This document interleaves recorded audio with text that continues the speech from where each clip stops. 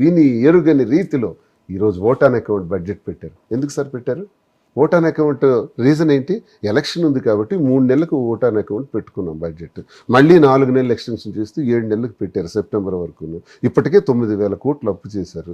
మరో 4-5 కోట్లు అప్పు చేయడానికి ప్లాన్ చేస్తున్నారు. 15,000 కోట్లు సెప్టెంబర్ వరకు అప్పు చేసే దానిలో సెప్టెంబర్ వరకే బడ్జెట్ పెడుతూ ఓటాన్ అకౌంట్ బడ్జెట్ పెట్టాల్సిన దౌర్భాగ్య పరిస్థితి మీకు ఎందుకు వచ్చింది? 2, శ్వేతపత్రాలు విడుదల చేసి ఇచ్చిన వాగ్దానాలన్నీ అమలు చేయలేక్కర్లేదు అనడానికి శ్వేతపత్రాలు విడుదల చేస్తూ బడ్జెట్లో ఏదైతే వాగ్దానాలు ఇచ్చారో వాగ్దానాలని బడ్జెట్లో ఫైనాన్స్ ఎలకేషన్ చేయలేక బడ్జెట్ ఓటాన్ అకౌంట్ పెట్టారు, కానీ ఫుల్ బడ్జెట్ పెట్టలేకపోయారు. రాష్ట్ర చరిత్రలో మొదటిసారి జరిగింది. నేను అంటున్నా, బడ్జెట్లో మీరు పెట్టలేకపోయినారంటే పథకాలు ఫట్, శ్వేతపత్రాలు విడుదల చేస్తున్నారంటే మీ హామీలన్నీ హంఫట్, గోవిందా. శ్వేతపత్రాలు విడుదల చేయడంలో మీరు 1,00,000 కోట్లు కొట్టేశారట. దానికి సంబంధించి సిబిసిఐడిని ఈడీని జగన్మోహన్ రెడ్డి గారి మీదకి పంపిస్తున్నారు. దానికి రంగం సిద్ధమైంది. చంద్రబాబు నాయుడు గారు మాటల్లోనే వినండి ప్లీజ్. అసెంబ్లీ సాక్షిగా చెప్పింది, అది ఎక్కడో బయట మాట్లాడింది కాదు, పొలిటికల్ స్పీచ్ కాదు, దేవాలయం లాంటి అసెంబ్లీ. మీరు అందరూ మాట్లాడుతుంటారు కదా, డ్యూటీ పెయిడ్ కొంతమంది అవన్నీ ఉన్నాయి. ఫైనల్ గా వాస్తవాలన్నీ బయట రావాలి. అందుకని ఈ ప్రభుత్వం దీన్ని సిబిసిఐడి ఎంక్వైరీ చేస్తూ దీనికి అవసరమైతే ఈడీ సపోర్ట్ కూడా తీసుకోవడానికి పెద్ద ఎత్తున క్యాష్ ట్రాన్సాక్షన్ జరిగాయి కాబట్టి వారికి కూడా రిఫర్ చేస్తాం. అన్ని విధాల చర్యలు తీసుకుని మళ్ళా ప్రజల ప్రాణాలు కాపాడడానికి ఈ రాష్ట్ర ఆదాయాన్ని ఏ విధంగా దుర్వినియోగం చేశారో అవన్నింటిపైన యాక్షన్ తీసుకోవడానికి ప్రభుత్వం సిద్ధంగా ఉంది. ఇవన్నీ కూడా మనం చూసినప్పుడు నాన్ డ్యూటీ ఈడీ రంగంలోకి దిగుతుంది. మీకు అధికారం ఇచ్చింది రాష్ట్ర ప్రజలు, మీరిచ్చిన వాగ్దానాలు అమలు చేయడానికి, మీరు అభివృద్ధి చేస్తారని నమ్మిచ్చారు. కానీ ఈ రెడ్ బుక్ రాజ్యాంగం అమలు చేయడానికి అసెంబ్లీ సాక్షిగా నేను చర్యలు తీసుకుంటాను, కేసులు వేస్తాను, జైల్లో పెడతాను, వీటి కోసం ఇవ్వాల. శ్వేతపత్రాలు విడుదల చేస్తాను, బడ్జెట్ ఓటాన్ అకౌంట్ పెట్టుకుంటాను, వీటి కోసం ఇవ్వాల మీకు అధికారం. రాష్ట్రంలో డబ్బులు లేవు అనే శుభవార్త చెప్పడానికి మీకు ఇవ్వాల. రాష్ట్రంలో డబ్బులు ఉన్నాయా లేదా మీకు అనవసరం. మీరు ఇచ్చిన వాగ్దానాలు అమలు చేస్తారా లేదా? ఏ ధైర్యంతో మీరు ఆ రోజు వాగ్దానం ఇచ్చినప్పుడు రాష్ట్ర ఆర్థిక పరిస్థితులు మీకు తెలియదా? తెలియకుండానే మీరు ఇచ్చారా? నేను 10 సార్లు అదే నేను చెప్తున్నా. మీరు అవన్నీ అమలు చేయలేక పాయింట్ డైవర్ట్ చేయడానికి ఈరోజు జగన్మోహన్ రెడ్డి గారి 45 రోజుల్లోనే ఇంతలాగా డిమాండ్లు చేయడం అన్నది సమంజసంగా ఉంది. అందుకే మేము కూడా అంటున్నాం సార్, ఇల్లు అలగ్గానే పండగ కాదు, పిల్లలు పుట్టగానే పరిగెట్టరు. ముందుంది ముసళ్ళ పండగ. చూద్దాం 6 నెలలు, ఓ ఏడాది చూద్దాం. నేను కంగారు పడట్లా. అప్పుడు విమర్శలు చేసిన మేము కూడా ఏమనుకున్నామంటే ఒక 6 నెలలు అవని ఎలా జరుగుతుందో చూద్దాం. జగన్మోహన్ రెడ్డి గారి మీద కేసు చంద్రబాబు నాయుడు గారిని అరెస్ట్ చేశారో అదే సిఐడి తోటి ఆయన కూడా ఈ కేసులో అరెస్ట్ చేస్తారని వస్తున్న టాకు. సార్ నేను చెప్తున్నా, ఈ రాష్ట్ర ప్రభుత్వం జగన్మోహన్ రెడ్డి గారి నేతృత్వంలో ఒక్క అవినీతి కూడా జరగలేదు, అక్రమాలు జరగలేదు, అన్యాయాలు జరగలేదు.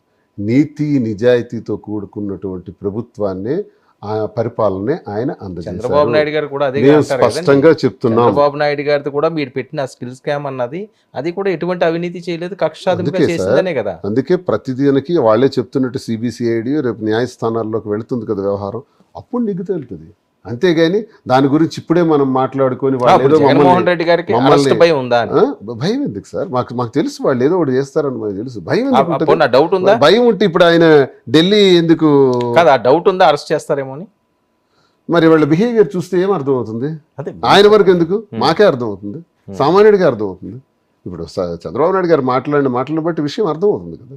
దీనికి వేరేగా ఆలోచించవలసిన పని ఇట్లా తప్పకుండా వీళ్ళు ఏవో తప్పుడు కేసులు బనాయించడానికి రంగం సిద్ధం చేస్తున్నారు అన్నది అర్థమవుతుంది. తప్పుడు కేసులు బనాయించి జైల్లో వేయడానికి ఈ హౌస్ని వాడుకున్నారు అన్నది అర్థమవుతుంది క్లియర్గా.